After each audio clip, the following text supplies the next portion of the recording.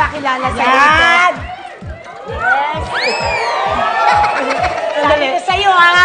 Hindi Ano? ka nagsingle ng matagal para lang dyan, ha? Bilang kaibigan ko, Miss Ay de las Alas, Oo. ano Ba't bang mas... nagbabago ka? Sabi, gusto ko talaga kayo sino. Umaarte pa eh. Alam mo naman. Wala akong gusto sa'yo, no? Wow! Tatanong ko lang kung sakasakali. Mangit ang tatanda naglalagay.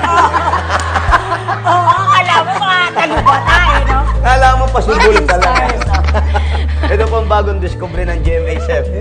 Hindi. Ano, pwede ko na ba itanong? Ang ingay mo kasi.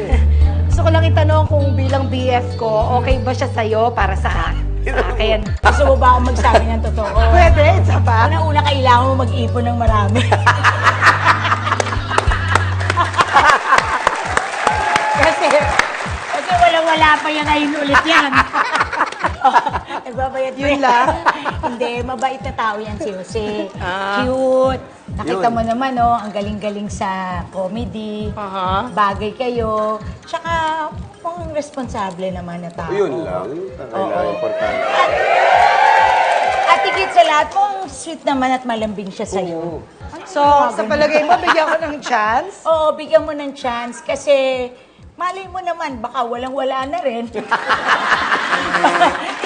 I love you. Joke lang.